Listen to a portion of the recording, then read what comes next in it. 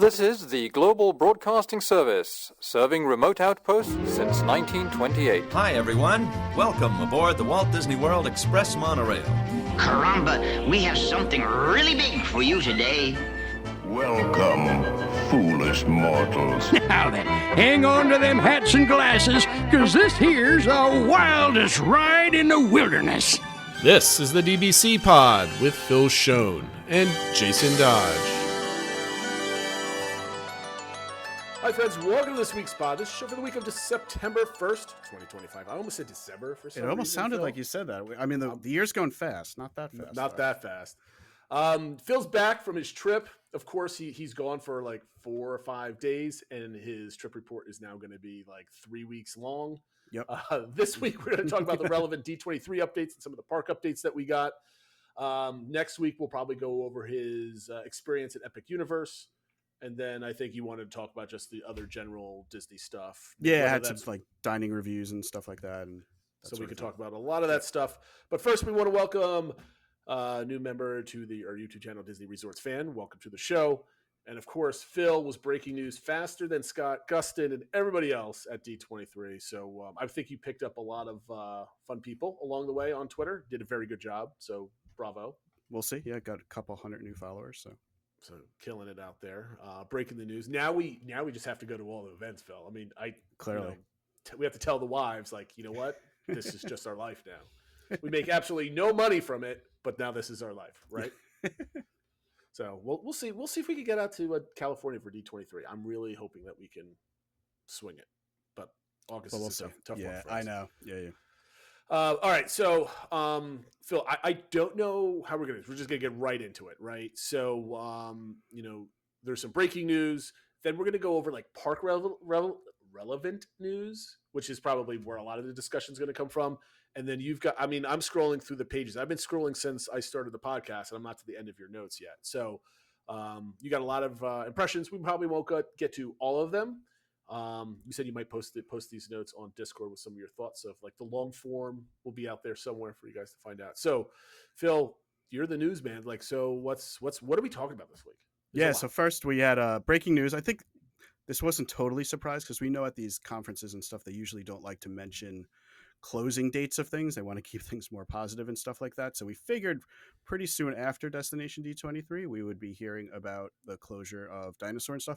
It came like the day after. It just happened today. Right. So I guess it's good we maybe didn't record yesterday. But so just out today, we got the news that the rest of Dino Land in Animal Kingdom, so we're talking about Dinosaur the Ride, the Dino Institute Shop, and Restaurantosaurus will all close effective February 2nd. So the last day you can do any of those is Sunday, February 1st, and that is to clear the way for the rest of the completion for all of Tropical Americas, which is still, as far as we know, set to open in 2027.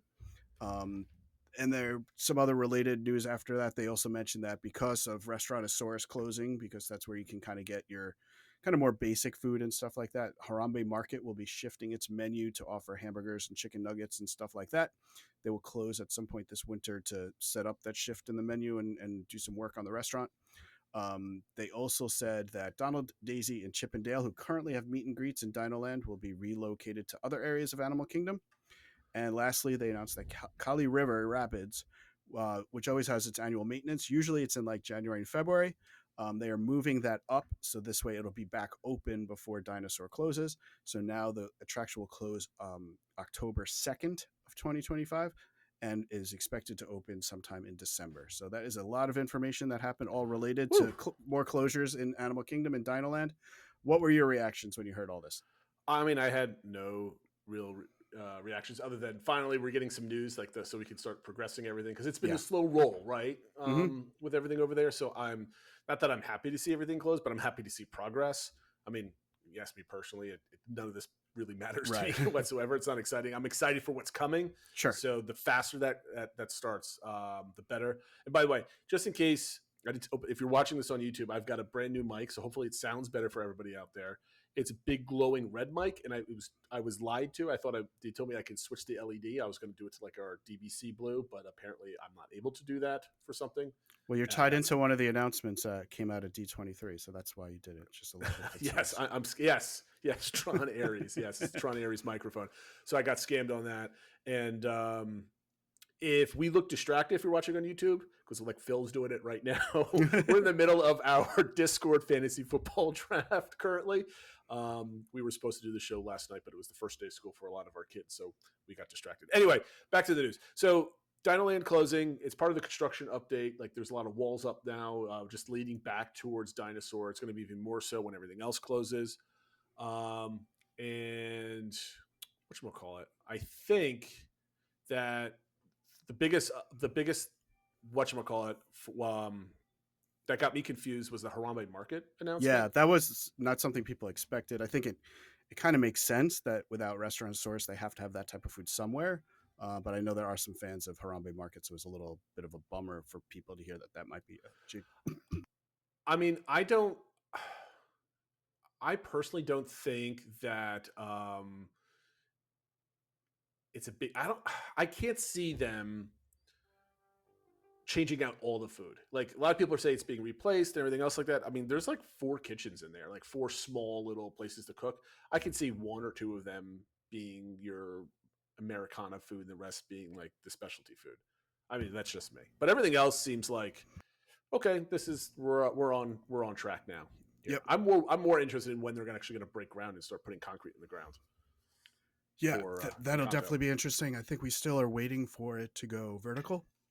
Hopefully this speeds it along. We know the boneyard is closed effective today, so I guess they put this announcement in timing with the boneyard closing.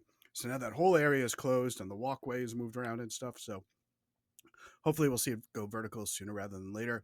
The one bummer news about this is we have for our November trip that now means Kali River will be closed. My kids really enjoy that ride. Bummer. And there was some conversation going back and forth. Like if you're going in November, like I guess maybe you want to say goodbye to Dinosaur and stuff, but if we're planning on getting hoppers, if we didn't have hoppers, I don't know if we would do Animal Kingdom this trip. Like there's just not a lot to do there now with. I mean, I think Animal Kingdom is always worth a nice morning stroll for like a couple hours, even if it's a coffee, because the breakfasts there are really good. The quick service breakfast. I always forget the name of the shop, but it's like right by Safari. Yeah, the Creature Comforts there, or the other one that's further up. Yep, I know. Yep, and then I think if you have access to go on the Safari, like I will question your fandom if you do not go on the Safari at least one day when you get over there in the morning. Right. Assuming time permits, but like sure. I think spending 2 or 3 hours at a rope drop, or at least if you could pull a Matt or myself where you could just go off by yourself and go to the Safari while your rest of your family sleeps and then you come back. I mean, we did that on my trip, right? Me and my mom went, we're going to go to Remy by ourselves, and then miraculously all the kids were up early and dressed and ready to go when they've never done that on their own ever. So we dip in for one ride. That's the great thing about hoppers, right? You dip in for one ride, you come out, and it is what and it is. It just further cements our plan to get hoppers. Is kind of absolutely. These hoppers are going to change your life, Phil. You'll never be able to go back to single park day tickets. I know I can. So we're just giving Disney more money. Yeah, so it's perfect. Works out perfect for them. All right, so let's get into some of the D23 park relevant news.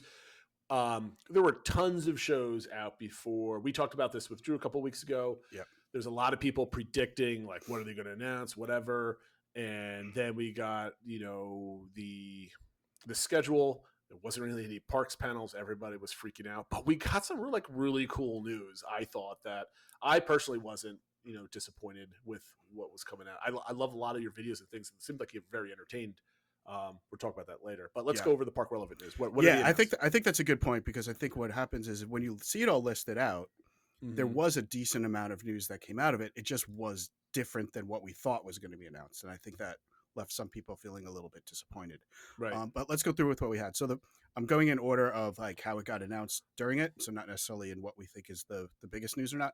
But they did announce that there, as we kind of talked about with Jason's mic, there will be a new Tron Ares overlay coming to Light Cycle Run for both Magic Kingdoms starting on September 15th and Shanghai Disneyland starting on September 16th. And so replacing the blue and orange hues that are on the ride currently, you'll weave through twisting tunnels of vibrant red and orange light trails. And then additionally, the music is going to change because it's now going to be the industrial sounds of Nine Inch Nails that will help drive the ride's energy. So Nine Inch Nails is doing the music for the movie. And so they're going to be using that music in the ride as well. So what were your thoughts? This kind of came, It's funny in some ways it came out of nowhere. In some ways it kind of makes sense with the movie coming out, and they had like a photo opportunity with a light cycle in red and stuff. So I was like not shocked when it came out, but I think heading into it, not a lot of people were thinking about this. What was your reaction? I could have sworn I saw that they were going to do this at some point before. Like I knew this was coming, but I didn't know if it was going to be announced here or not. But I could have sworn I heard like rumors of like this. This is what they're going to do. I think this cool. I mean, anything that can kind of bring the movies into the park to do some promotion and change things up, get people asking why it's all red and stuff like that. I think that's really fun. I don't know if it like truly excites me or anything else like that, but I think it's kind of cool. Side note, I never knew that it turned orange until my last trip. I'm like, oh, it does turn orange occasionally. I just never noticed it before. So that was kind of weird. But no, I think it's fun. I don't know. What do you think?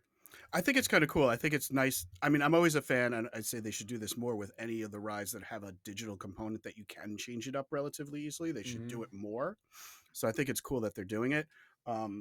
They didn't say for how long it's going to go, so I don't know if it'll be there when we go in November. But if it is, it'll like increase my desire to ride it, and maybe I'll pay for a Lightning Lane or whatever. It is interesting because I know somebody on our board's Mama Six. I think they're heading down, and this was going to be their first chance to ride it, and she wasn't sure how she feels with this version being their first time riding it versus the regular version. So I kind of get that angle, but I don't know. I think it's cool that they're doing it, and yeah, we'll see how long it goes for. But hopefully they keep doing that. Maybe they'll do other overlays for the holidays or something like that. I don't know.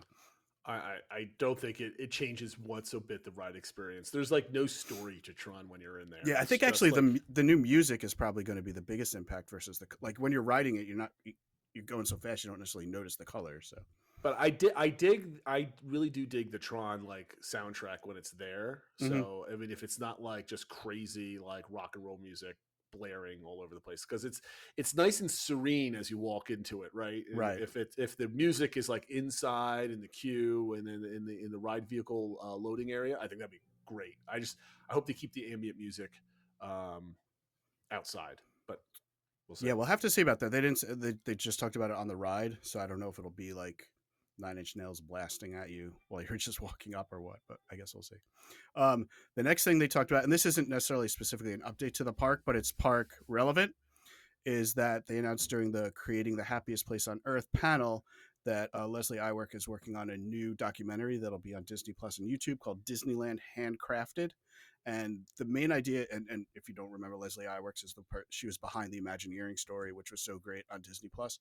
This is really going to focus on the actual construction of Disneyland and on the individual like artists and craftsmen, Imagineers that were actually there doing the work. And she unearthed a whole bunch of like 16 millimeter film and stuff like that. That's all going to be used in it. We got to see a little bit of a trailer and stuff like that. So I think that's the type of stuff I think a lot of us really love and would like to see even more of on Disney Plus. So. No, 100%. I mean, like her work with that original. When I saw that, I was stoked because she did such an excellent job with that I'd love to see more. So I'm excited about this. Yeah. So we'll have to see. Then the big news that broke that also came out during this panel is that they are going to be doing a pretty significant update to the Carousel of Progress at the Magic Kingdom, and it will include the addition of the Walt Disney animatronic that will be in a brand new introductory scene. We will be able to hear from the legendary man who never stood in the way of progress. We'll see the Walt Disney animatronic like the one at Disneyland with the Walt Disney A Magical Life, except this is going to be tied into one of the attractions he actually worked on. And they showed a concept art for it. It's a little bit of a different version.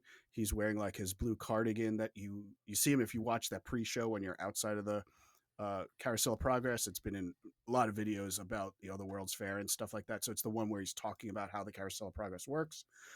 There's like an artist desk in there where you can see concept art for Progress City. There's a model of the Tower of the Four Winds and things like that. So it really looks like it's around when Walt was talking about the World's Fair and what went into that, and then his thoughts for Epcot and stuff like that. So I think it fits better. It looks really cool. Hopefully maybe they're able to fix his face a little bit so it looks a little bit more like him. It looked more like him in the concept art, so I guess we'll see. No time frame was given for when this was going to happen. They also didn't get into specifics about what the rest of the updates are, but they did say there are still plenty of additional details to be revealed, including what John, Sarah, and the rest of the family are up to. So it seems like there are going to be updates to the other scenes, but we don't know if it's just going to be updating the last scene to be more current, if they're going to make, because right now it's kind of like the 1900s, the 30s and 50s, and then it jumps to the 90s. Like, I don't know if they're going to try to space things out and touch some of the other scenes. But they did say that the heart of it will stay the same. What I liked about when they presented this was they were really talking about the classic attractions, and they were talking about the 4 attractions that were at the World's Fair, and how 3 of them are at Disneyland and only 1 is at Walt Disney World. And I think they really want to make sure that it's preserved. And they talked a lot about wanting to introduce it to a new generation of fans and kind of keep it going. So I think this probably got the most discussion from people and probably the biggest sort of positive reaction to all the announcements, because I think a lot of people, especially the diehard fans, love this attraction and are glad to see that it's getting some of the TLC. I also think most of the reaction is that this feels like a better spot for the Walt animatronic versus where they have it at Disneyland. And did also I really have no opinion on that. Okay. Yeah, and did want to give points to Drew, who was on here, who said that he wanted to see this happen, and it did. So yeah, I mean, I had no opinion not on the Carousel Park, because I have plenty of opinions on that, but like that it's at Disneyland where it is. Like, I don't have an opinion on that, but I think this is a fantastic thing. I don't think anybody really saw this coming. Whatever. Right. Maybe people wanted it updated or whatever, because everybody's talking about the last scene always being updated. I know there is a lot of people out there that want it to be the last scene to be replaced with like the 60s, essentially. Yeah, going back to the original version of it when it was at the World's Fair, where it was set in the 60s, which is when it was the 64 World's Fair. So. Which I think would be really cool, because we're no longer looking to tomorrow, because everything that's futuristic in that episode is like, even the Alexas are better than like her programming on her laptop how to do like voice activated ovens and stuff like that. Yeah. So I really love the intro for a new scene. It's probably going to make the ride a little bit longer, which is great. But adding a whole new scene with the Walt Disney animatronic, I think that's absolutely fantastic. I'm super stoked for it. This is one of my favorite rides. As long as they don't like alter it too much. I mean, obviously you can't change the song in any meaningful way. So I think that'll be good. And I don't know. I just hope that just kind of blends together. I'm really looking forward to it. Yeah. Is there enough room behind that curtain when you walk in where it's just like the Carousel of Progress logo and just curtains? Like, I think so. I'm assuming it's like the same kind of size wedge that would be for all the other sections. So there should be at least enough there for one. It's definitely just going to be one animatronic. It's not like all the ones and stuff like that. So I hope so. And to your point, I think it's going to be interesting because they need to keep the timing the same. Like each section has to be the same amount of time. So if the other ones aren't changing as much, you can't make one of them longer. Right. So, I mean, I think, there's that intro that's going on now where they welcome you in and he talks about, Walt Disney and what the Carousel of Progress is. I think they have the same amount of time where they could just have that amount of information just that's coming from Walt. And he hopes that, we enjoy our visit with the family and stuff like that. I don't think they necessarily need to make it longer, but I guess we'll find out. I just hope it's really cool. So I'm really looking forward to this.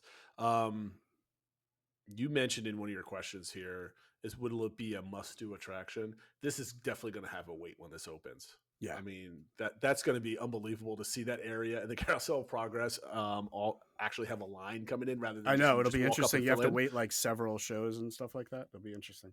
That'd be really fun. But yeah, I don't think anybody really saw this coming, and it's very welcome to it. And it also, it kind of defeats the argument of a lot of people that say current Disney hates all the classics. They want to tear everything down, blah, blah, blah. I'm like, nope, they're caring for the originals. Like, yeah. So, and I think it also kind of feeds a little into my thought that, the originals, meaning things that are mostly at Disneyland, right? Yeah. Where that's where they're preserving the rivers there and they're preserving, like Main Street and stuff like that. But this is the one real original thing we have at Walt Disney World, and they want to make sure they're preserving that too. This is one of the few things that Walt literally had his hands on. So, yeah, makes sense. The next update we got, which I've labeled in my show notes as Villains Land update, sort of. Yep. So they had a whole panel Sunday morning about the villains, and they started it right out with having Imagineers. So they had Wyatt Winter, who was in a number of panels and stuff like that. He's an executive producer. I believe he was the lead for Cosmic Rewind. He's been with Imagineering almost 20 years. And then Caroline May, who is an executive creative director, been with Imagineering for over 18 years. And I went through her LinkedIn profile, and her banner on LinkedIn has the concept art from Villains Land and stuff like that. That's cool. She's been involved with Marvel in the past, so she did the especially over in Disneyland Paris, which I think was interesting. So they were the two that were out there to talk about it. What they really talked a lot about is sort of the similarities between a lot of the villains that they have, and they're focusing on what they're talking about: magical, fluid, and organic appearance between the animated villains and what their, I guess, architecture style they're associating with this is, which is kind of like Art Nouveau. So they've coined this this concept or this term that they're going to be using for the architecture in the land called conjured architecture. So it refers to the blend of historical components and fantastical worlds. And then they showed footage of a research trip that they went to when they went to both Paris and Barcelona to look at. I know Jason's laughing because there was a lot of chatter about research. I was wondering you're going to bring that. this up or not, or are you going to force me to do it? Yeah, well, when you laughed, I thought you would. So, they the other big news that they came out about is they had a little video with a Disney legend and former animator Andreas Deha, who is best known for helping bring some of the most evil Disney villains to life on screen. So he was the lead artist behind Gaston, Jafar, Scar, and basically it was officially announced that he's going to be consulting on the project. So I think and he seemed really excited about it. One thing I noticed he mentioned that what he's excited about this project is seeing the different villains interact. So that's what it seems like is going to happen in this land. So that's kind of all we got. We didn't get any updated concept art or anything like that. It does seem they're going more with this sort of regal or royal view of villains, like I'm kind of associating most with like the evil queen versus like what Universal is doing over in their dark universe, which is kind of more the rugged, rough and tumble kind of village and stuff like that. This is going to be kind of more the more regal side, so the evil queens, the Jafars, the like those types of ones. So that's kind of all we got. I was going to talk about this a little later, but I don't know if we get to it. Basically, the air went out of the room a little bit after this, and I felt bad.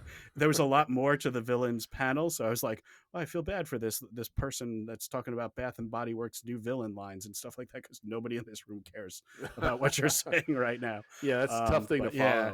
So I don't know. What were your thoughts about this? Were you expecting more? Were you okay with what they shared? Or I mean, I was okay because my expectations were low to begin with. Like a lot of people are like, oh, we're gonna see, like, my ceiling would be like a new like piece of concept art, like not as to the degree of like cartoonish like we got with Piston Peak. We got that second piece of concept art, but maybe something, instead of just all the land, maybe a view of like whatever the weenie of the land might be, or something like sketches or something. But not disappointed at all. Because I knew it was going to be a letdown if you're going in there to get like a D23, expo level event. Yeah, you were never going to get that. I really liked the kind of the architecture, how they're kind of studying like real world views of things. I think that's always a good thing. And I laughed earlier because it seems like every time somebody mentions that the Imagineers went on like a field trip to kind of study like lived in areas and stuff like that they're like, oh, how dare Disney spend all this money sending Imagineers, just wasting thousands of dollars for them to take a vacation, and they cross out vacation and they put in like working trip. And my only thing is, they're spending thousands upon thousands of dollars to do this for a multi-billion-dollar project. Right. I think it's a decimal point in everything. And they shouldn't have to worry about that at all. And when you don't have that lived-in experience or that lived-in look and detail, you get things like the Haunted Mansion gift shop in Disneyland, where it was just kind of like all hashed together type of thing, right? So I'm glad that they're doing it, and I'm glad they're doing it this early of a stage. I think that the fact that they're studying architecture is why we don't have other concept art and everything else like that, because they're still probably fleshing out the look and feel of the land and exactly what it is, so that they don't want to commit to anything. I love how they're bringing the former animators in. So like all these favorites like Jafar, Scar, Gaston, like these are classic villains that we all our generation grew up with. So if we can kind of get the flair, the vibe, the feeling of all these people, just from like not just the personality, but for like their form factor of coming together. I think that from an animation standpoint, I think that's really, really good. Just so you get a sense of how they flow together. Like, and I think it's really, one thing is like, I think you said something about how they're going to interact with each other in Villains Land. So that's kind of maybe a clue on like what direction that they're going with everything. Like they're all going to be like descendants hanging out in a single area. I don't know. So that to me, that's interesting as well. Yeah, that's kind of the feeling I got when they were talking about this, like looking at the architecture and stuff, that there will be like a one overarching theme for the line, which makes sense because it's not like they're doing a whole park, right? It's just kind of like one area that's going to have a couple of rides and stuff. Maybe I was thinking they could do kind of how Harry Potter Lands did it, where there's like the main area, but there is also like the Nocturne Alley, like the darker part. So maybe they could have like a little side street that's a little bit more rough and tough. But I think it's going to be interesting. I think, I'm obviously hoping for the best. It's a challenge. This is something they've never done before. But we'll see. And I mean, I'm glad that they're not rushing it and stuff like that. And if they're not comfortable sharing more information now, I'm okay with that. Don't set false expectations and stuff like that. But I think this was the one panel where maybe we were expecting a little bit more just because they hyped it up and they talked about people that were behind the attractions going to be there and stuff like that. So we'll see. But it was what it was. And then the last kind of big announcement they made, and this was another one that I don't think people were expecting, although afterwards I saw a few bloggers and stuff saying, you didn't notice my hint about this? It's like, no. Okay. No. But they announced that they are going to be ditching the pink on the castle. It's Cinderella's castle in the Magic Kingdom, and they will be going back to something more of the a new color palette that they're saying is inspired by the classic and original look of the castle. It looked very similar to the original look. I think, they're saying the updated paint will feature grays, creams, blues, and a touch of gold. It did seem like the blues were maybe a little bit brighter than before and stuff like that. I like the bright blues. Yeah, no, I think it stood out. It looked a little bit more regal. I think the gold might add to it as well. No timeline was given, just that the project team is still putting the finishing touches on the paint design process. So if you have a trip this fall or anything like that, I certainly wouldn't expect the castle to be being painted or anything. I'm sure it won't start until January at the earliest. This was also announced during the Beyond the Spires, an insider look at the Disney Castle panel. During this, they did also announce in Paris that the World of Frozen will be opening sometime next spring. So we got another little announcement in there. Overall, I think it got a very positive reaction from the crowd. Afterwards on social media, all of a sudden you start seeing all the people come out saying, but I like the pink and stuff like that. So you're never going to make everyone happy, obviously. But overall, I think I'm pretty excited for it. I didn't necessarily hate the pink. I just feel like so many of the other castles are pink that I like that the Florida castle would look a little different and not the same color as Florida and Paris and stuff like that. It's funny. We have a neighbor who was over Saturday night and all the kids were hanging out, and I brought it up just kind of as an aside, like, hey, they're bringing the castle back to the original colors. And she's a huge Disney fan, right? She's a big trip person. In fact, I booked her. I was her travel agent when she went in February, and she's like, oh, but I like the pink. And I'm like, really? And then of course there's people like on the forums and social media, like you said, that like, I like the pink. Like, where were you when this was being painted? And everybody was saying that they disliked it. I didn't like it at all when it first came out. I loved like the gold, the pendants and stuff like that, or the ribbon or whatever they were calling around the spires. I love the blue that the accent colors that they did for that. I didn't like the pink at all. But over the last couple of years, it's grown on me where I don't notice it as much anymore. Of course, also the colors have faded over the last 4 years too, so it's not as jarring. Jarring is the wrong word, but as maybe it is jarring. I don't know, or noticeable or whatever. Like it doesn't. It used to like pop out like, oh, that's pink. Now, it's kind of faded a little over time from the side. So it's looked better over time, but like you can't. To me, you can't beat the original like gray castle. Yeah, like that just feels right. So everything is right with the universe with this change. I'm liking it. Are you excited that it's coming back? Is this something that pumps you up, or you're like, oh, that's kind of cool, and then you move on? Yeah, I think probably more the latter. Again, I'm glad things are getting attention and they're fixing it up, and I think it deserves to look its best. So I'd have no problem with them painting it and kind of tweaking it every 5 to 10 years or whatever. And the concept art looked really great. So I'm glad. I'm certainly happy. I'm not going to say like, oh, I'm going to book another trip because of this or anything like that. But I think it's one of the smaller updates that I'm glad about. Yeah, that sort of thing. So. Well, this might be a good DBC question, engagement question. Is in 5 years, and they need to paint the castle again. Is there a color scheme you would change it to that wasn't pink or touching up the original whatever grade that they're going to. So maybe that's a question we could talk about at another time. I don't have an answer for it, right? I think there might be a cool thing to do. Maybe we could use like ChatGPT to like change the colors and see what people come up with. But yeah, I was kind of excited about this because like, Scott Gustin had his Substack news, and like, he's like, there were actually really good updates for the parks, things that like, to me, I think all the updates that we got with the castle, with Carousel of Progress specifically, that it's better that we have these things that no one was thinking about, and we leave all like the big updates for like the expo, right? Yeah. Because everything we're going to get, we're just kind of be like, yay, progress, but like also not the same information about whatever we have. It's kind of like how Test Track came out of nowhere, right? So it's very similar to that. So I kind of like letting it kind of marinate in my head. I obviously you probably have a different take because you were there and you were like, I want to see this, because we're all jealous of the West Coasters that got to see it on hand last year. So like overall with all these park updates, was it like something that you were happy about? When all was said and done, were you happy about them as they were being announced? Like, how were your reactions in the crowd? Yeah, so I think overall, I think what the big thing is that everyone went in with sort of expectations of what we were going to get, and I think everyone thought it was going to be more updates to things, because everyone went in, oh, we're not going to get new projects announced, we're going to get updates, so we'll see like something more on Tropical America, something more on villains, like that sort of thing, and we didn't really get what I think people thought, and so there was definitely, like I said a few times, the air kind of came out of the room.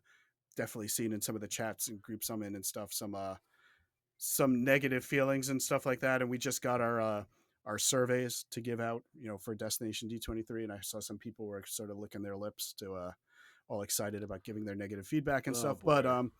But like I said, sitting back and looking at it, I think it was an appropriate amount of new announcements for a Destination D23. It was just different announcements than we were expecting. And I'll get to it in a bit, but coupled with the fact that the studios panel, I think, gave us more than we typically get at a Destination D23. When you put it all together, I think there was more than sufficient things that came out. It just maybe wasn't what we wanted. And I do think that the villains panel being like an hour long, and we got like just that little bit at the beginning, it kind of made the rest of that panel like drag. I could see that. So, like, okay, we got what we wanted. What else can they talk about to everything? Yeah.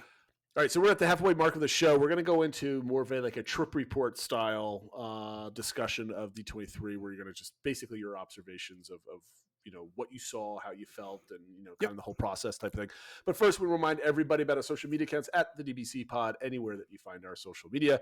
Phil was killing it over the week, so we really appreciate that. So if you're listening to this for the first time, I want to thank Phil. Phil's going to be the guy on the right on YouTube, right? I don't think we label our names anymore on our YouTube show. I should know because I do the processing of the videos, of the editing. And that being said, make sure you also join Discord. Phil, I think you should pop a link of Discord on Twitter or X, and you guys can hop in and join the conversation. And we had a pretty lively one about the Mickey Views video that popped up today, but that's maybe a discussion for another time. All right, so Destination D23. First time event at Colorado Springs. Coronado Springs, and your first time there, so it took a bit to get your bearings. Explain your arrival day, right? Because you've already done Epic Universe at this point. You're just vacation vibing at this point. Yeah. Right? So it's not like you're getting off all sweaty from an airplane and arriving.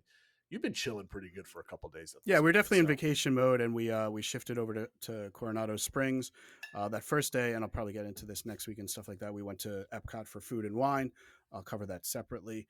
So we were there for like a day before like the actual event started. But it was hold on a second. I just want to tease your like Epcot, like when you did your like rundown of what you did. I was so jealous of this. I guess it'll be a good teaser for next week. Like your itinerary for that park was like ideal and perfect. Like I couldn't be more happy for you.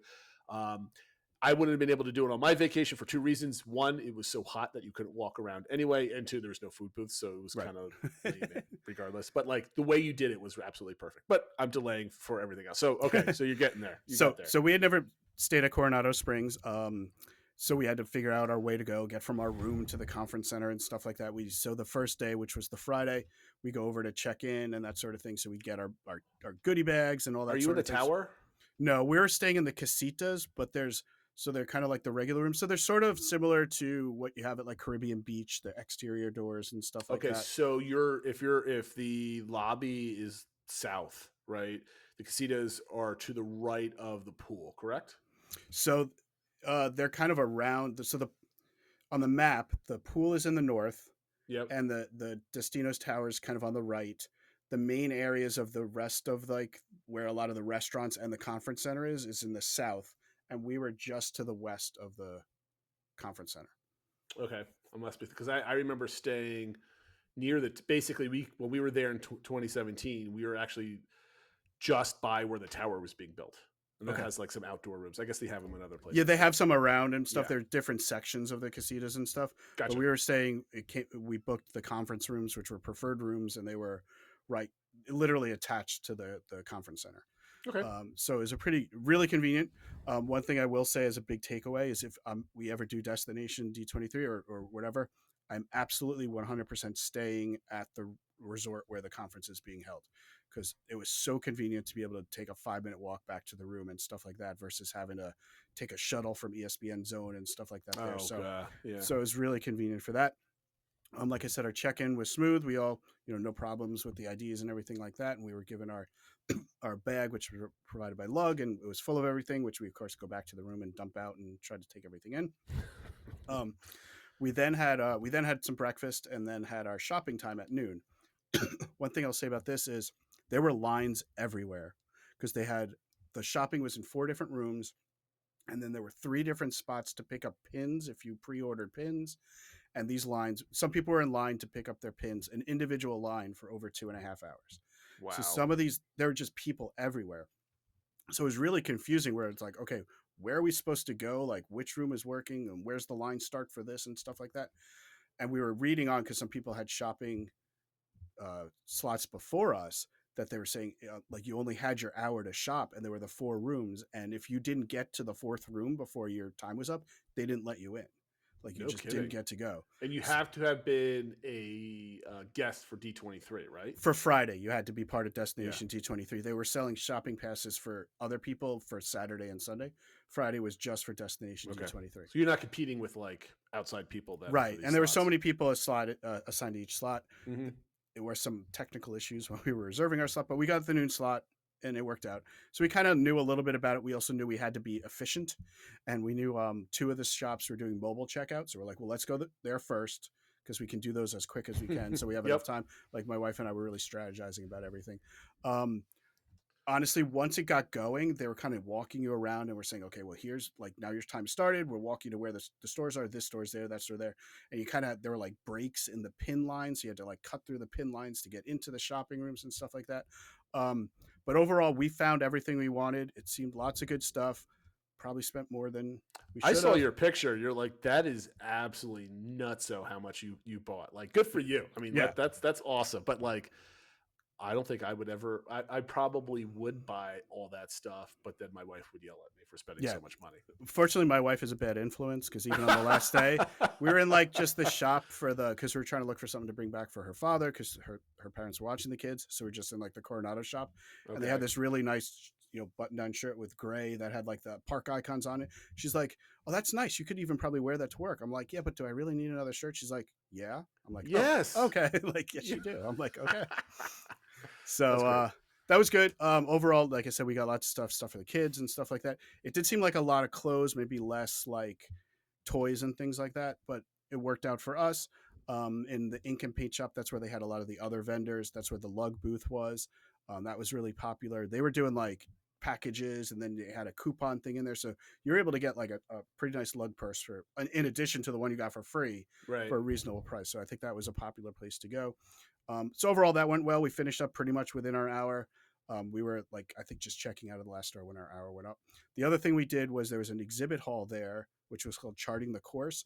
That was one of the first tweets I had out because we went in there early. We actually, I guess the media were kind of brought around at different times, so I was in there earlier than the media got in. Oh, really? So I think I got stuff out about it. But there was like a pair of boots that Joe Rohde Oh, wore. I remember that picture. Yeah, like when he was going out researching for Animal that's Kingdom. weird, by the way. Like somebody's like used boot. Like They were in a glass case. I know, but I mean, yeah, but I'm like looking at him like, why do I want to see his boot? Like his foot was in there sweating and everything. Like I don't know. It's weird. And it's okay. Never mind. I'm not gonna. It's just I just looked at him like, oh, they couldn't have like a pencil or like a notebook or I think like, well they had a notebook too, but it was next to the boots, or a construction hat, or I don't something know, like something, that. a backpack, Shoes is a little boot. weird. Yeah, well, I guess that's what Okay. he had. They had some other things. They had Millennium Village like model for that. They had some of the puppets that were used in Tapestry of Nations. What I thought was the coolest thing was they had the Little Red animatronic, which if you've years ago when Animal Kingdom first opened, there was a storyline for the safari where there were poachers around and they had captured Little Red, and at the end of it, Little Red was saved and you see her in the truck and she's moving her trunk and stuff. So that actual animatronic was right there, like 2 feet away from you. So I thought that was kind of cool. The one thing I will say, this room was really cool, what they had in it, but this was really the only exhibit hall they had. When I went 4 years ago, there were like 3 separate exhibit halls, each of which was probably bigger than this one. And they had tons of stuff and different animatronics and things. So while what they had was cool, it just wasn't much, especially for this now being double the size and stuff like that. Sure. So that was one thing. Talking about the main hall, obviously we didn't go into that until the next day on Saturday. It was really big. It was set up well. There were tons of screens, so everybody could definitely see what was going on. There were just the scale of the room, and I guess when it was built, there were a lot of support poles, and it was a little tricky finding a seat where you weren't your view. If you wanted to actually see the main stage, your view wasn't impacted by a pole at some point, unless you had the higher price tickets. But as a general admittance person, so I did get there quite early. The line, they started at 6 a.m. I got there about 7. We were in the room and seated by about 7:40, so I wasn't standing for too long. Like I tried to get up as close as I could, but on the side, so you had a good angle. Right. It worked out pretty well. I think the photos I got were pretty good. We were basically one section over from where they sat all the media. They just had maybe a slightly cleaner view, but a little bit more to the side. I will say, as a personal highlight, what was cool was starting to see some people I recognize. So the first thing I did was I saw Drew. Drew's pretty recognizable with his red hair and stuff. Sure. So I He's went also over, very tall. and he's also very tall. I went over, he saw me, went over, gave me a big hug. And then he was talking to Jack from DSNY. So he introduced me to Jack, got photos with him. I saw that and stuff picture. like That was really cool. Yeah. So I got a photo with me, Drew, and Jack.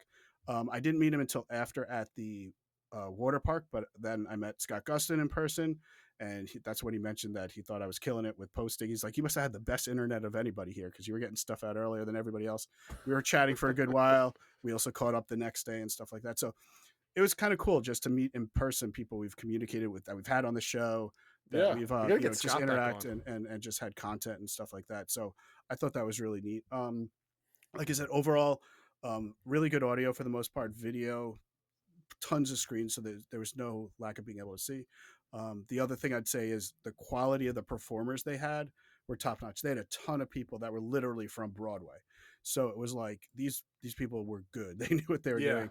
So that's definitely an area that I think they stepped up for this destination versus prior ones. So no one's like just pulling out a churro or something else like that for this one. So this is just like, this is good. Yeah. I mean, like, I think you were able to video. The last one I saw was like the Disney afternoon medley. They had like 4. Yeah, so that was the last session. Was they had it was all like 80s and 90s Disney music. So yeah, there were like 5 people that were from like currently on or recently on Disney on Broadway, but then they had guest stars like Susan Egan and Jodie Benson and stuff like that also performed with them too. So that was like, it was literally like seeing an hour-long Broadway quality show of people just singing great Disney songs. How was the audio in the room with the singing? Did it sound like echoey, or did it sound like I thought it sounded great. It's certainly professional and stuff like that. It didn't stand out to me. So yeah, I mean, like from everybody's like cell phone videos, it's a cell phone video, yeah. So like the audio is the same. So I was kind of curious if it felt good in the room. Yeah, I'm wondering if they'll release. I mean, it would be a good thing to put on YouTube or Disney Plus or something like that, because obviously they're video taping it to put on the screens and stuff like that. So it's got to be Disney's available. Never good at that type of stuff, though. Unfortunately, even if it was just sort of like a sizzle reel or something like that to try to, hey, this is what you see if you come to Destination. But that was definitely. I thought the performances were definitely a highlight. The first panel of the day on Saturday, and I might spend a little bit more time on this than some others because we haven't talked about this. They had the studios panel that kicked it off, and it was like an hour long. It might have even been off. Like we were definitely running behind time, like according to the schedule, because things were taking longer. It was really neat. They were like really highlighting a lot of trailers. They focused a lot on Toy Story 5 and Zootopia 2. They showed us like the first 5 minutes of basically the opening before you get to the title of Toy Story 5. So that was kind of neat to see. They showed some clips from Mando and Grogu. They showed like a kind of an action scene from that looks really good. Is it the scene that leaked on YouTube where it's like it's in an AT-AT? Yeah, it's probably that scene. Yeah, so you got to see that whole thing, and then you got to see Grogu take apart a mouse droid and stuff like that, and kind of using the Force and stuff. And I don't know, it seems to have the right mix of like, you could tell the budget's a little bit higher in the quality of the action scene, but it still has like, it's still Mando and Grogu. And I just here's well, we're gonna get into a Mando conversation real quick, so I don't want to take up too much. I just hope that it's a good movie and it's well written and executed. Jon Favreau is definitely somebody that can do that. I'm a little nervous with Filoni's influence on there because the leak that I saw also had like a final scene where there was like a hut at the very end. Was that the same trailer that you saw? We saw that. That was in part of the trailer. Yeah, so we saw that trailer. It sounds similar, and then we saw like a longer scene of that fight in the AT-AT. Okay, so yeah, I'm because like never mind. We can talk about it at a later date. We'll just see. Nervous, but it looked good from what I saw. The quality of it looked really good. So they also announced that the new original film from Walt Disney Animation called Hexed will be coming out. That was filling kind of an open spot in the calendar. So that looks interesting. We'll see. It's kind of feels like a story that's kind of been done before. Like there's this magic world, like other realm, and it's where all the kids that are considered weird, they have access to it and stuff. So I don't know. We'll see. But it seems like they're focused. Style looked good though. It like it looked a little different, and it seems like they're really focusing on the world building of it, which I think is important. So we'll see. Yep. At the end, we saw a lot of Zootopia 2. We saw a couple chase scenes from it. We probably saw 3 or 4 little scenes from that. And at the end, they brought out the characters, like the meet and greet type characters for Judy Hopps, Nick Wilde, and I guess for the first time on stage, Clawhauser. So that was kind of neat to see. Yep, I saw that. I mean, overall, I really feel like the crowd had positive reaction to this, was really into it. It was a great way to kick off the event. I think a lot of people felt like this is way more than we get at a destination normally for the studios. You know, they had some like celebrities came out and stuff like that. Patrick Warburton came out because he's going to be a character in Zootopia 2, and Bobby Moynihan came out and stuff like that. So I think it was pretty neat. So we'll see. Does Zootopia 2 hit over $1 billion? Is it going to be a successful movie? I think it will, because they seem to be pushing it. I think they'll get the advertising right. I don't know if it'll do more than the first one or something like that, but I think that's a good question. Is it going to be within 10% of Zootopia 1, plus or minus? Yeah, we'll see. Then they had a whole session on D23, kind of updates and welcomes. Some fun things from that was Jodie Benson was like the host of it, and she's obviously wonderful. And she was officially made the D23 fan ambassador and looked legit touched about this. Really? Yeah, that's cool. I just love how she's still there and still excited and still awesome with like everything. She was there I think at least 4 times she cried. Like it was like she's like that into this stuff. For somebody that was like, she hasn't done like her magnus opus in her career was 30 years ago. Yeah, right? exactly. Like it's like I just love that she's like this community person, like with all these events. It's great. Yep. I always smile. Yep. I also love that they announced that there will be a new On the Road, because I went to that one, the On the Road with a Goofy movie. The next one, and it's going to be starting, I believe, in this November. So pretty soon they're going to be doing it for Home Alone. So for those of you that love that movie, it's the one where these types of things, they give you like props to use. It's kind of like Rocky Horror Picture Show type style. But this time it'll be about Home Alone. And then the other big news was they announced the dates for the Ultimate Fan Expo next year, which will be August 14th to 16th. And it sounds like a similar format to the past one, where they're going to be having some of the sessions, at the convention center and some at the Honda Center. When do the tickets go on sale for this? In the spring, they said the tickets will go on sale. We gotta seriously think about it. I would love to go next year. Yeah, we'll got to see if we can figure that out. But at least we know the dates. Yeah. The next session were, I think, a number of sessions that were more typical of Destination D23, so not ones where you're getting news.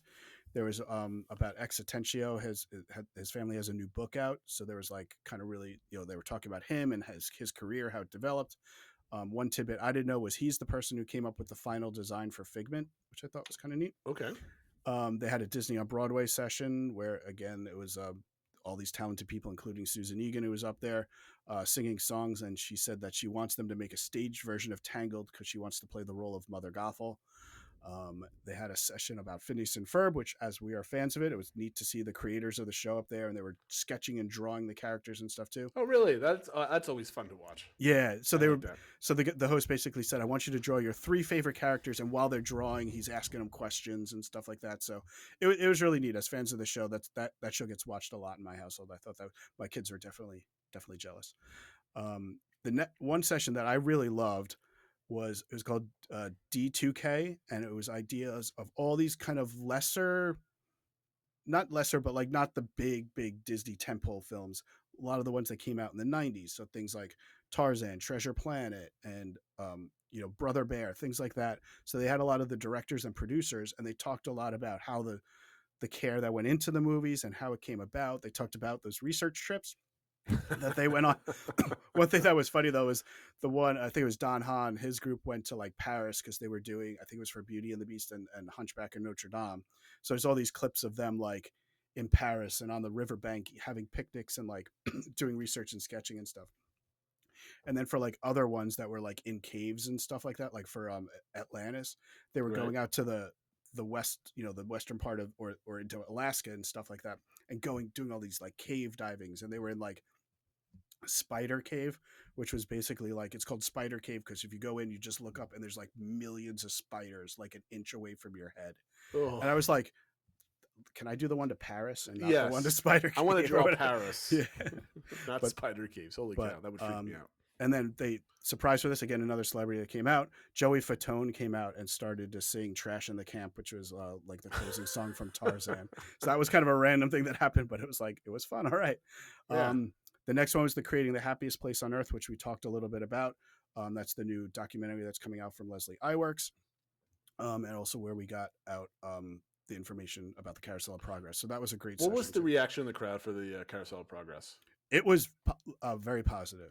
I mean, Was I think were there like cheering? Were there gasps? Was it like I think a little bit of both. I think there was like a little bit of like, it was fun. The way they were talking about it, it was kind of like, they're talking about Carousel of Progress. Are they doing something with Carousel of Progress? Is it going to be it was like a slow thing? build up? It was kind of like, it feels like something's coming, and is it going to be a good thing or a bad thing? And then when they announced it, and it was like, no, we're giving the attention to it. We're going to update it. We're adding the animatronic. It was like relief and excitement and joy. Everything just like kind of that. explode. Like, Yeah. oh my god, they're going to close it. Oh my god, they're adding another scene. Oh my god, they're going to close it. Oh my god, Walt's coming. That's great. Exactly. Okay, Yeah, it was kind of like that. Then they had a big session on Disney Eats, which this was probably one that they definitely could have cut 15 minutes from or so. There was some interesting stuff about like how the drinks, there was talk about, they demonstrating some of the drinks and stuff that are going to be on the Disney Destiny. A lot of cruise line stuff, although I've talked to multiple people after that said that exhibit made them more interested in looking into booking a cruise on there. So it must have been effective. So it must have been effective. And they went through like all the new popcorn buckets and sippers and stuff coming for the holiday. Boy.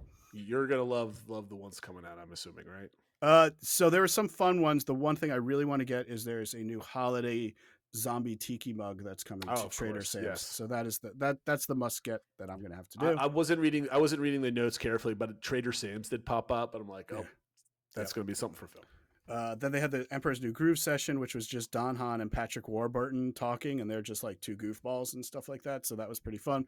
Didn't really come out with any new information, but it was fun because that was leading into the evening event, which was the Kuzcotopia event at Typhoon Lagoon. So we had the private event at Typhoon Lagoon. That was my wife's first time there ever, and my first time, I think, in over 30 years. So it was pretty new to me too. Yep. It was really neat being in a water park at night, like, because they have lights in some areas, but not really on all the slides. So now those slides that are normally lit are dark as you're going around. So that was kind of fun. That's where did you go on a lot of stuff there? Or did you just we didn't do too much. We wandered around a lot. We did the lazy river. We did the family raft ride a couple times, which you have to have at least 3 people on. So each time we made new friends to join to go with us. That's always awkward, right? It's a little awkward, but it was touching or something. Yeah, but it was a little awkward. But everyone was nice. It's all Sure. Disney fans and stuff like that, so it was pleasant. The big thing they were talking about was that they were going to have these rare characters. They were going to have these characters from the Emperor's New Groove, and they did, but some people were upset because the promotion about it said meet these characters, and you didn't get to meet them. They just brought them out onto the stage, like the DJ stand, and had them like dance with the crowd and stuff. Which, if I'm being honest, I think that was better because everybody got to see them and kind of interact a little bit. And you're with them not if you waiting wanted. on a line for And an you're not- hour, right? Which is what it would have been if they had the meet. If you wanted to meet them, you were going to have to spend the whole time just waiting in line. And you're So- not having fun at the parks, yeah. So I get people that thought they were going to be able to do that be disappointed, but I think this was a better. It's better for solution. operations, right? Yeah. You don't have people stuck up there. Disney is happy because everybody's not waiting in line. They're out there buying beer or whatever and having. And they did have other characters. It was like Mickey, Minnie, Donald, and Goofy, and like beachwear type things that you can meet, and stuff like that. But some people were disappointed about that. But I thought it worked out well. You got to see Yzma, Kronk, and Kushko in both human and llama form. They came out and danced and stuff like that. Okay. So those are characters that apparently haven't been at Disney World in like 20 years or something like that. So it's kind of neat to see. So, well, I mean, like from a park perspective, how did you like Typhoon Lagoon as a park? Since you said you haven't been there for, it was pretty a long fun. time? We had a good time. We're looking forward to it. We're planning on doing it on our check-in day in November. I think the kids will really like it. We didn't do that many slides. We did like one other slide, the family slide, and did the lazy river. Otherwise, we're kind of walking around. We got a drink and like we're watching the DJ and the characters and stuff like that. I mean, I mentioned this during my trip report. Like, I love the water parks on the first day because they're low pressure. The lines are never long for anything. Right. And the wave pool at Typhoon Lagoon is like the coolest thing in the world. Like, I mean, I'm not a big wave pool guy, but like my kids had a lot of fun with it. I was terrified what was in there for my children, like, getting lost. But, it was a lot of what my wife and I talked about was especially my son who like we went to a water park in the summer and he liked the wave pool there, but it's way smaller than the one at Typhoon Lagoon.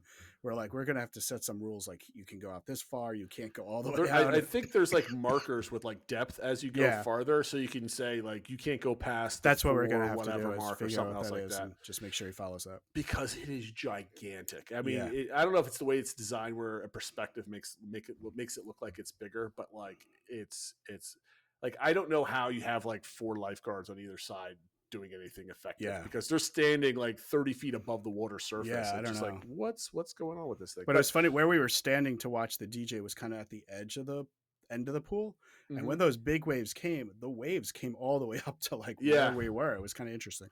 Yeah, it's the whole beach area is really cool. Yep. So yeah, I think just like your folks talking about food, we're booking the cruise line afterwards. Yeah. Typhoon Lagoon is like, maybe I'll get the Park Hopper Plus option next time. That's part of our trip. So I don't know. Here we go.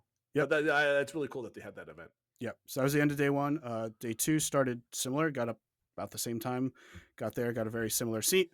Again, the first session. This was the Disney's Villains Icons of Evil. We already talked about this a lot. Other than that, there was things where they had the people behind who created Villains Unfairly Ever After. They talked about the presence that Disney villains will have on the Disney Destiny. They did say Dr. Facilier will be on there, so I think people were excited about that. But like I said, after the first couple minutes where they talked about Villains Land, air kind of went out of the room. After that, they went through Jodie Benson and Ron Clements came out to talk about the making of The Little Mermaid. Very entertaining. Not a lot of new information, but they did announce that Ron is coming back, and he didn't just do The Little Mermaid. He did like Aladdin, like he was the producer director for pretty much all those big movies. He had retired, but he's coming back and he's going to be working part-time to mentor the next generation of animators and directors. So I love that, by the way. Yeah. After this, I had taken my leave from the room because Jason Marsden, who is the voice of Max in a Goofy movie and also done a bunch of other things. Saw your pictures. Yeah, he was doing a meet and greet at the Disney Fine Arts, booth at the ink and paint shop. He was there from 11 to noon each day. So I went out there and he was signing if you bought anything from that booth. Otherwise, you could just do photos and stuff like that. So I got there about 10:20 or something like that, bought a piece of art, got in line and that sort of thing, and got to meet him. He signed it. The artist was there too. He also signed it and stuff like that. And he's another one, like you were talking about Jodie Benson, like he just loves that he's Max and that he's in the Disney community. Like each day he was wearing kind of like the Roosevelt type shirts, but with for a goofy Right. movie. He pulled up his pant leg when somebody was there because somebody out and two people in front of me had like Powerline socks on or whatever. And he pulls up his pant leg and he's got like goofy movie socks on and Nice. like he just really That's cool. likes his life. And the fun thing is like he's like, "Oh, do you trust me with your phone?" I'm like, "Should I not trust you with my phone?" But he grabbed my phone and starts like taking all the selfies. He's like, "Look over there," and look like shocked and like doing all those things. So it was just really fun. It was a funny thing to do. Then there were some more archive type sessions. They were really interesting, and these are the types of things that Destination D23 is probably more known for, and the type of thing that, as a Disney nerd, I nerded out with. There was a lot of good information, but it's not necessarily as exciting as some things that maybe people want to have. They talked a lot about Walton Roy's ancestry and how his like maternal grandparents were in Florida, right, basically in Orange County, right, and that their Aunt Jessie was there too. And they were like, we don't have time to go too much into her, but let's just say she was a character. And they said they had a recording of her and stuff like that. And I guess when she was asked about like the thoughts on Disneyland or whatever, and she referred to it as a fool circus thing.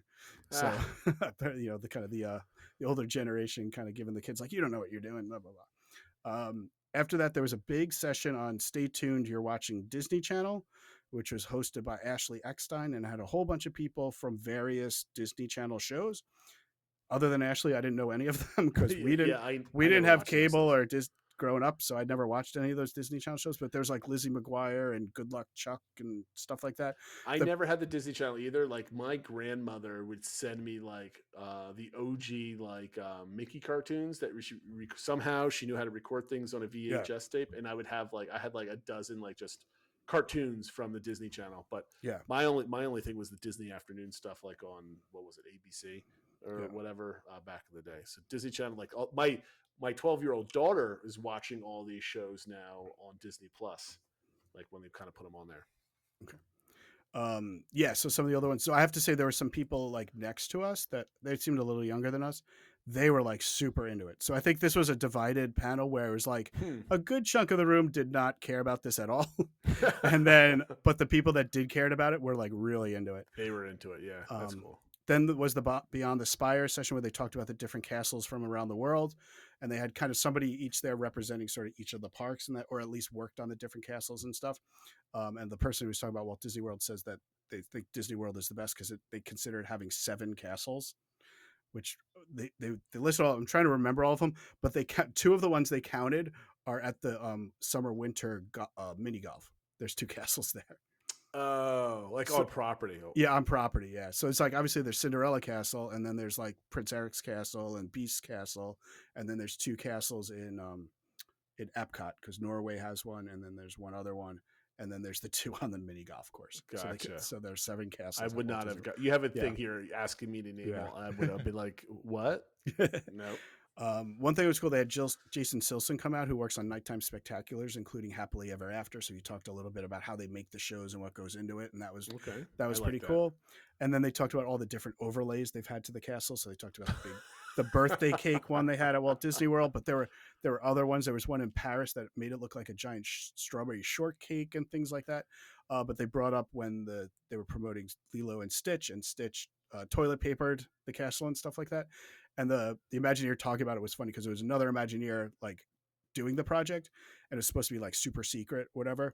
And he walked by and he could kind of see a little bit. He's like, "Oh, so what's going on? What's going on?" And he's like, "Oh, is that what ply are you using? Is that 2-ply? Is that like whatever?" And he's like, "You're not supposed to know," like that sort of thing. So then Stitch came out and had like a toilet paper gun and like TP'd the whole like panel of people and stuff like that. So that was fun. And then they also shared about the opening time frame for the World of Frozen. That looks really good, by the way. Because that includes Elsa's Ice Palace, so that's kind of how they fit that in there.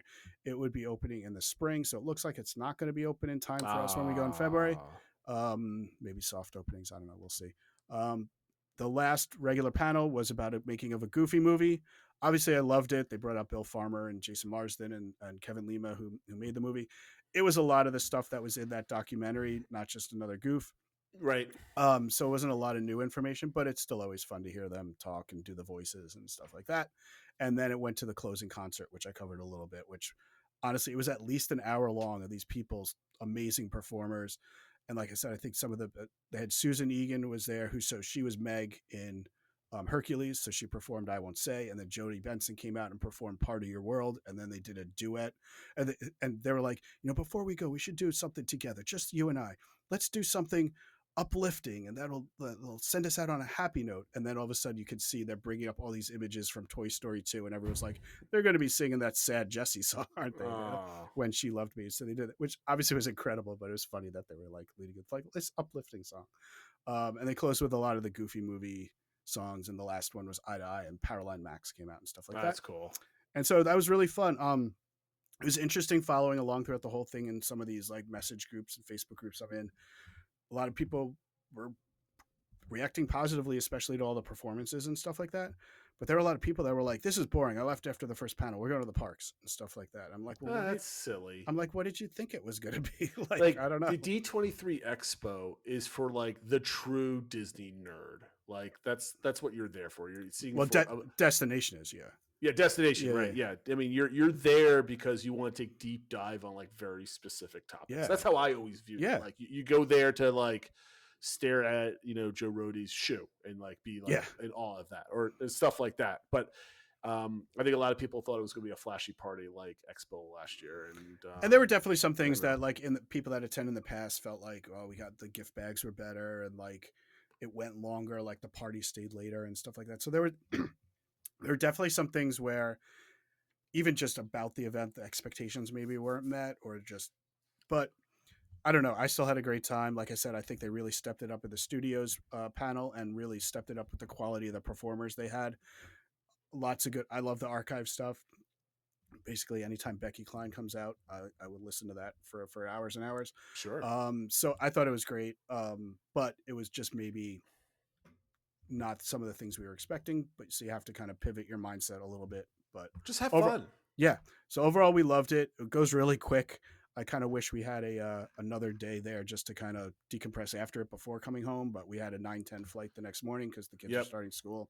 So it is what it is. We're still finishing laundry and all sorts of stuff. Oh, one thing I will add, we brought 2 suitcases down, and in them we had like duffel bags. So I don't know if you've ever shopped at IKEA, but they have these big blue reusable bags.